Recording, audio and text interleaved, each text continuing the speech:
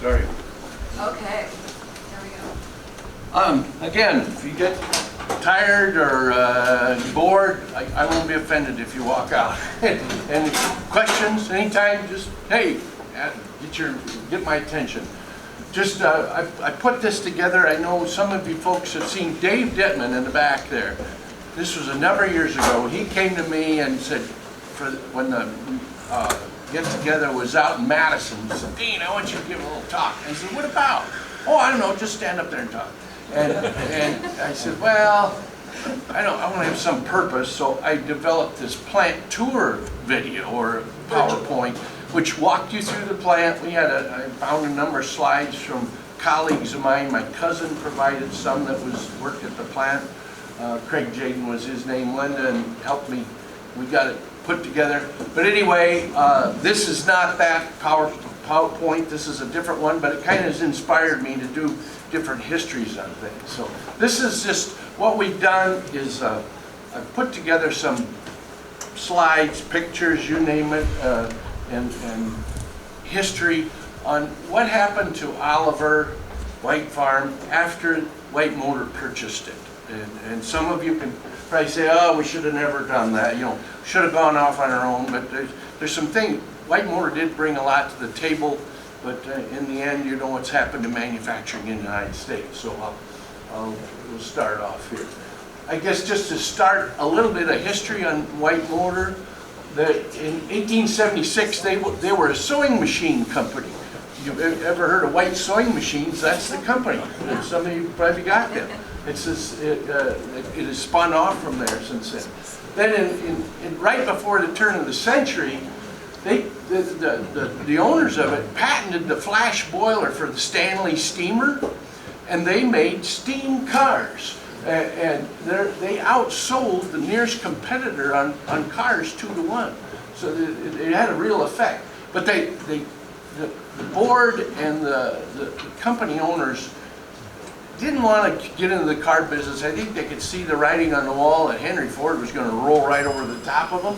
So they decided in World War I, their production shifted to more the truck effort. And then in 1932,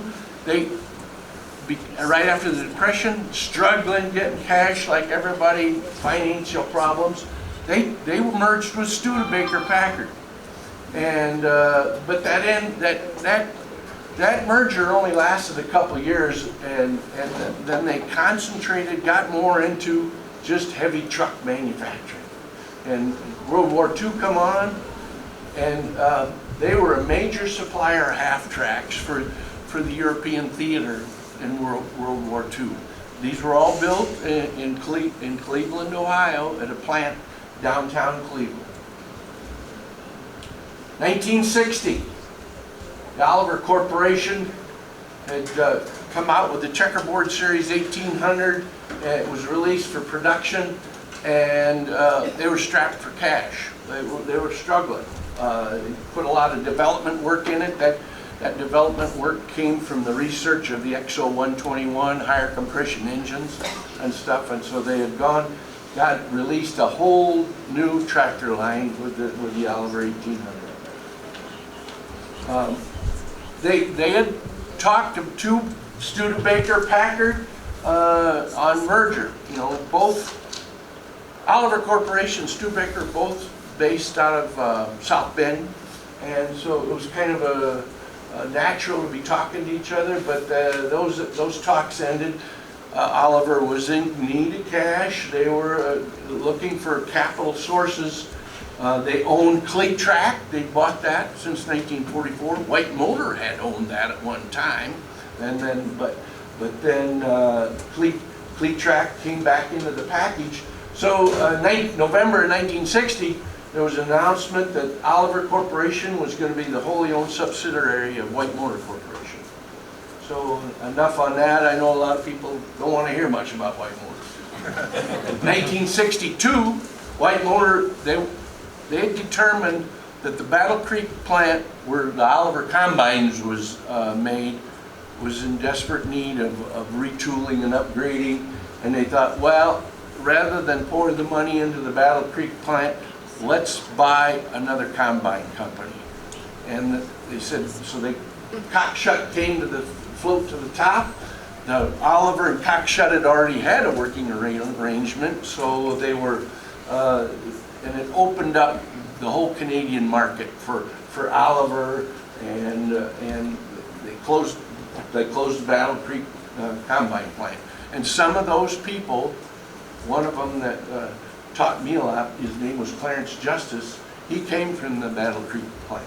He was an employee that they transferred here in Trust City. 1963, White Motor, you know, they had plenty of cash. Seemed like they were making lots of money in the truck business. They purchased Minneapolis-Moline from Motec Industries. Motec Industries was just a stockholder company that owned Mini-Mo. It was the McFarland family that had a large portion of the stock in that. So, you know, Oliver here was market shares. Oliver and Cockshut, we had about 9% of the total sales in the United States. North America, Minneapolis-Moline had 3.5%. White Motor thought we can combine these two companies and we're going to get 15+% market share. But they, little did they know that by combining those two companies and making it one color that nobody liked, they dropped in market share. The Hercules engine came out in production shortly after White Motor purchased the Hercules engine division from Hupp Corporation. That was in Canton, Ohio, and it was first used in the 20 and 2150. Here I am. Oh, I think it was me leaning on it. Sorry. But Hercules engine, that's kind of an interesting little side story there. The tooling for that was a military engine. The tooling for that was owned by the U.S. government. And companies would bid on that. At one time, and a close friend of mine, Larry, and I knew him, his name was Bill Fix. He worked for, went up the corporate ladder in Chrysler, but he started out his career in Continental Engines. Continental Engines at one time built the Hercules engine, and they lost the bid. This Hupp Industries won the bid on that. And then when White Motor bought it, they got that bid for the 478. And you know, if you look at any deuce and a half that was built during post-Korean War through the Vietnam War, basically almost all of them were powered with that multi-fuel 478 motor, which the D4800 is what was used in the 2150, the turbocharged version, and then the non-turbo 120. And then later on, an upgraded version of that 4800, they called the D5000, was used in the 2135 and 55. And that's another interesting story. Joel knows this. The original prototype series of the 135 and 55 was called the F30 and F60. That was powered with a V8 Perkins, the 540 Perkins motor, wasn't it? Joel, one was the turbocharged 540, the F60. He had one, I don't know if you want to talk about that a little bit. He had one on the farm, on his farm as a test tractor. Well, it was beyond test. I mean, it was sitting in the boneyard. Yeah. And I asked our boss, I said, what's that? I was working experimental, and he said, well, that's the F30, the original 135 actually, I guess, is kind of what it was. I said, well, is it usable? And he said, well, yeah, I think it'll run. You know, it was all covered with oilcloth, the exhaust and the air breather and that, and I went out there with that little tractor we had with the batteries on there, fired right up, took it over to the test track and aired up the tires and took it home. I was farming a bunch of land at the time. We used it for about 2 days, and then on the second day it wouldn't start. The starter would not engage, and it was clear down in the tub. You couldn't get that starter out of there unless you took the engine out. So my brother was helping me, and in the morning we'd pull it about 2 foot and it'd start. We'd use it all day and never shut it off, and then next morning start it again. And I had it for quite a while, and I asked the chief engineer, Gene Lockey, I said, would you like to sell that to me for junk? And he says, oh, I don't know, what if you would get hurt on that tractor out there and your wife would sue us and all that? He wouldn't sell it to me, so I brought it back. I should have left it. We should have kept it. Just, yeah. I don't think he'd known the difference. Okay. It was a big, good tractor, those V8 Perkins. Yeah. But the story on that, and I'll talk about that a little bit later when the 135 and 55 was released. It was scheduled to go into production with the V8, and then in the 11th hour, I'll continue that story a little bit later. Okay, 1969, this is when White Motor had invested. They built a brand new facility right beside the Hercules engine plant, right across the street. 650,000 square foot, $100 million plant. And that plant was going to build the corporate engine, which is, we've got one in the corporate tractor down there. It was going to be a 4-cylinder, a 6-cylinder, and a V8. And the V8s were going to be used in the trucks. The 6-cylinder was going to be used mostly in ag tractors and in light-duty trucks, or non-semi trucks. But the impact this did on Charles City was they put over $15 million in the foundry in Charles City, because the foundry was going to supply all the castings for that. Keep in mind, the foundry supplied all the castings for the 310 Waukesha motor. They were cast here and then shipped out to Waukesha to be machined. But this was an extensive remodel of the foundry. Electric arc furnaces were put in.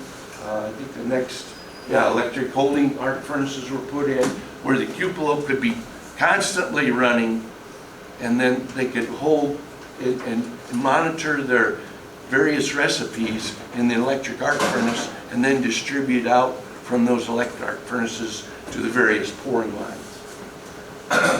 There was also a lot of money put into environmental controls. I always think about back in the early 60s, what's that song? I don't know who it's written by. John Mellencamp, the laundry hanging out in the dirty breezes, that was the story on the north end of Charles City. That foundry would puke out. You park your car in the parking lot, it ate holes in the paint, But there was a tremendous amount of environmental put into cleaning the exhaust on it. There was hoods put over. This was a picture prior to the hoods put over. This is what they called the slinger line, where it was the large castings. This would be like the bathtub, the rear transmission case. We're all poured on that, and there were hoods over that to exhaust off all that smoke, so that it was a little better environment in the foundry itself. Far from good, but it was the best they could get. Okay, 1969, they had the 55 series was released. Quite a change from the 50 series. It had closed center hydraulics. It was hydraulic brakes, hydraulic PTO. Quite a few changes. The reason they had the national dealer show, and maybe some of you that were kids of the dealers or real closely related to the dealers, part of the reason the national dealer meeting was held in Torrance, California, is that was the APD Center, called Advanced Product Division. And again, that was started in the early 60s to develop new products for Oliver and Minneapolis-Moline. It was headed up by a guy named Bob Singer. He was a Minneapolis-Moline guy, real radical type of person to work around, is my understanding. I never met him. But that's where we talk about in the corporate tractor, the IPT transmission was developed. The 1950 T engine, the 310 heavily turbocharged motor was developed. The over-under was developed there. There was a lot of things that came out of Torrance, California that again was funded by corporate to benefit not only the Oliver line, but the Minneapolis-Moline line as well. Okay, 1971. Some of you maybe remember this. The chairman of White Motor was appointed. His name was Bunky Knutson. Simon E. Knutson was his real name. His dad nicknamed him Bunky because when they were camping all the time, his dad was a colonel in the Army.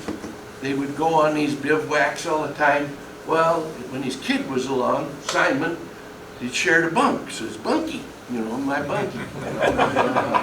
But he was the former president of Ford Motor Corporation, and he found out who the boss was at Ford Motor. It was Henry Jr. or whatever his name was. One day they came in and boom, you're fired. And he was replaced by Lee Iacocca, for whom I'm sure you know, well, that name is very familiar. But when he came to White Motor, his ability to work with banks and get financing was a critical part to White Motor's future and its sister companies, Oliver and Minneapolis-Moline, in obtaining long-term credit. The sad part of it is he couldn't predict what happened in the 80s, you know, just the ultimate crash in the whole financial world. What came of that in 1972, the thought process was at the corporate office level that, hey, we've got a Lake Street plant in Minneapolis that's running about 50% production, Charles City plant running 60, maybe 70% at its capacity. Let's close down one plant. Unfortunately for Charles City, they closed down the Minneapolis-Moline plant. They transferred, and my brother Larry is very well of that. He was working as a parts writer in the service department when that all came about, but or service bulletin writer, excuse me. But they moved engine production to Charles City, the Minneapolis-Moline engines. They built the 585, which was going to go into the tractors, the HD 800 for irrigation, 504, which was going to go into another tractor, the 955, and then the 451s for irrigation. But it put quite a bit of money into Charles City, getting all that here. We not only cast all the stuff in Charles City for all the blocks and crankcases, but we also machined them and assembled them. And the G1355 and the 955 were born. And what that was the marriage of the Oliver rear final drive, and from the clutch back was Oliver, and from the flywheel ahead was Minneapolis-Moline. And that later was a long-term. I have one on the farm, my brother and I. It was bought new by my dad, and it's still a nice tractor to drive. I mean, we've restored it all. And later, the G1355 was restyled into what they called the 2150 white. Basically the same tractor, just the sheet metal change and a different cab. My old colleague my mentor, his name was Bill Smerling, that I worked under quite a bit. He came from Cleat-Track originally, and when the 2150 was released, and my wife cringes when I say this, but he said, the same old dance hall girl, just with a new skirt. You know?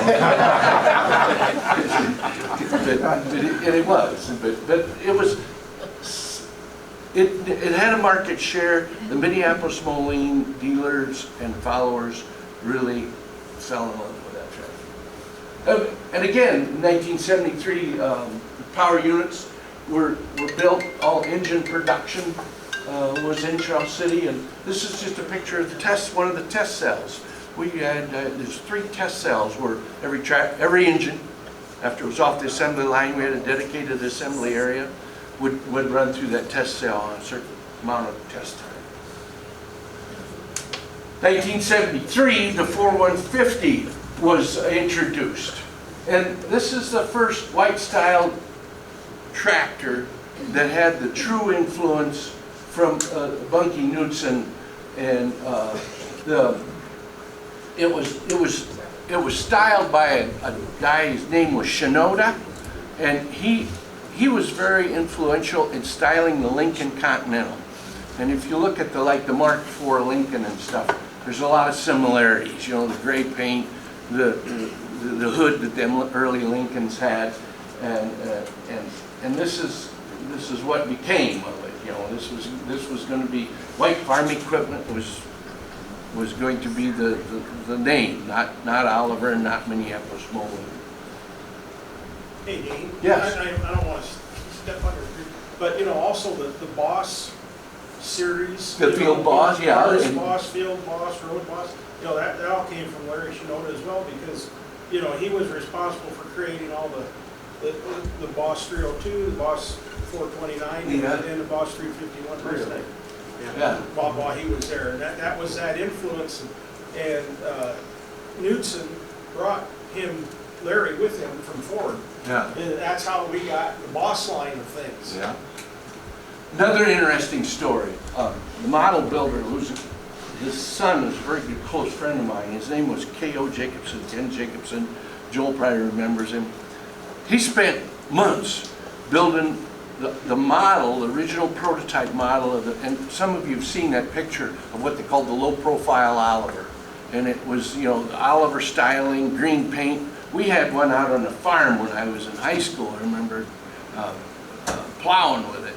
But it was styled like an Oliver, you know, it kind of had the cast iron hood or grill and everything. They had one on display. Bunky Knudsen and a bunch of big shots come to Charles City to look at that. And they kind of wandered around and looked at it, and they said, and this thing was all made out of clay and plywood and styrofoam and all mocked up, looking real pretty. And he said, bust that thing up and throw it in a dumpster. That's not what the next articulated tractor is going to look like.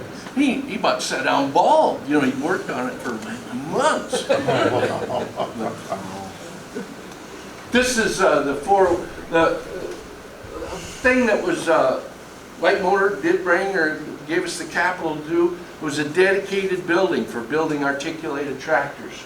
This is one of the early, I don't know if this is the first tractor off the assembly line, but they would build anywhere from 8 to about 15 a day. 4150s, 4180s, the later 4210s would be built there, 4175s. And it was a separate setup where it was not a moving conveyor. You can see there was a kind of a drag chain in there where there was trolleys that everything was bid on, and it just made the loop and went back. But basically that assembly line was about the same length as the main conveyor assembly line in the plant where all the two-wheel drive tractors were. Again, dedicated building just for building the articulated tractors. 74 product introduction, we came with the 4180, an upscaled 4150, using more the planetary final drive similar to a 2255. The 2105 and the 2150 were released. That's about the time I was hired in May of June of 74, and one of my first jobs or responsibilities was putting on service schools on the Perkins engine for the 105s. So we were doing quite a bit of product release at the time. It's 1974, there was 3,000 employees in Charles City, Iowa. There's $17.5 million dedicated to the Charles City plant for machine tools. This is just one of the multiple drills that was used on machining that you can see there laying right in front. It's the final drive housing for the planetary final drive tractors, the 2135 and 2155. And then that's, of course, that's in 76. That's when we came out with the 2135 and 55 to replace the 2150. I think quite a major improvement over what the 2150 was. But to this day, there's a tremendous amount of those final drives still running. They may be repowered with a Cummins motor or something, but a lot of them. Just a little quick story. I don't know how am I doing on time. I guess all right here. The 2135 originally, as I mentioned, was going to be powered with a V8 Cummins, and his name was Ray Stewart. He was the project engineer for the 2135 and 55. In other words, kind of coordinating it, getting it into production. And he said in the 11th hour, and you remember him, Joel, Bob Prunty, come into he was in Chicago, come in and chomp on his cigar, and he said, Ray, we got a big problem here. What's that? We're not going, that V8 Perkins is not going to be the engine for that tractor. It came from corporate. It's going to be the Hercules motor. And it kind of makes sense. White Motor said, here we got an engine plant. We might as well utilize it rather than buying engines from Perkins. And so he said it was a major shift and had to do a test and development to get the D5000 motor. There's a lot of things other than just bolting it in. Joel knows, air to boil tests, parasitic loss tests. There's just a tremendous amount of testing time that goes into a power plant change. Any comments, Joel? Or you remember that when that happened? Were you there? Well, you know, I started in 1965. Yeah. Just out of high school, but answered Ned, Charles City Press, tractor drivers, all. So, you know, we had a farm crew at that time. We went around here, plowed. We had a delivery vehicle, kind of like the UPS trucks now, and had a bunch of equipment in it, you know, and we had an umbilical cord. I remember the first thing I did was on 1850. We were plowing out here east with a umbilical cord, and they had a bunch of recording instruments in there. And then I could talk to the driver, but I was on an 1850 with an Allison power shift on it. And they were thinking about that, you know, at the time, and I think we were still working on hydropower and stuff. And then I worked in the shop, actually, it was the Growing O Show time. I don't know if you remember them. And we were getting tractors ready to go to the Growing O Show, and I ended up in the shop, I guess. They asked me if I wanted to stay in the shop, and that was in 1966. Of course, I figured I was going to get drafted, so I ended up joining the Army Reserves, and then I joined the Air Force to get out of the Army Reserves. But I was in the Air Force for 4 years, came back, went back to work. I went down to the personnel office, and John Culbertson told me, asked me where I worked, and I said, well, in experimental. He said, I don't think they're needing anybody. I said, well, I don't have any plant rights, so, you know. He said, well, I'll take you down there. Walked into Homer Domo's office, and he said, oh, you're back. And I said, yeah. And he said, you want to go back to work? And I said, yeah, tomorrow's fine. So I went back to work. And then when they went to Hopkins, I was still single, you know, and I went up, looked at the plant, and I thought, I don't want to go to Minneapolis. Quit. And I ended up not going, and I ended up actually working for the Bell System for like 8 years, AT&T, and then Bell System over in Mason City, Iowa. And then I went into management. I was a supervisor in Omaha, but I attended this was 14 years after I left. And I went to a wild game feed here in Charles City, ran into Larry Brockle, who I'd worked before, and he said, you want to go back to work? And I said, where? And I was farming quite a little land and some livestock. He says, well, experimental's coming back to Charles City. So I went and talked to Ivan, got back on, and worked until probably about 2 months, maybe a month, when the last day there in '89, you came in when we moved to the Cleveland Street building. Yep. And put in dynos and all that stuff, you know. I had taken a postal test for a rural carrier, and I ended up with almost 30 years at the post office in farming. And I just turned 76, so my memory's kind of foggy too. But you know, I figured Oliver was the best job I ever had. I really loved Oliver. But if they'd have kept going. And one interesting thing, I don't even know if you remember, the chief engineer was Gene Lackey. Yeah, Lackey. He went to Coldwater to get the final thing, you know, to find out what was going on. We had an office area in the building in Cleveland Street, like 6 desks, and then Ivan had an office. And he came out there to tell us what was going on. And it was the, you know, the final thing when we were going to be done. And we were all sitting there. Were you there? Yeah. And I don't know if you remember Dean Barker. He was an engineer in engineering, and his son George worked in experimental. We were sitting there, and it was pretty sullen because he was telling us we were all going to be done. All of a sudden, George jumps up like he was having a spasm. You know, he's jumping around, reached down, grabbed his leg, and a mouse dropped out on me, all full of blood. We all started laughing, and that was kind of the end of our sullen day. Remember that, Dean? I do. He had a mouse ran up his pant leg, and he grabbed it, squeezed it. He jumped around, the mouse fell out on the floor. We were all laughing like crazy. So that was the end of experimental. And I left probably about a month before the day. That was '89, I think. Yeah. We were in the process of developing the 1680, the American series, that was going to go into production. So. I worked on a lot of, you know, the closed circuit, closed system on the 55 series and in the 1850s when I first started. And then, of course, White's and the 4270. you know, part-time, which you still have, I think.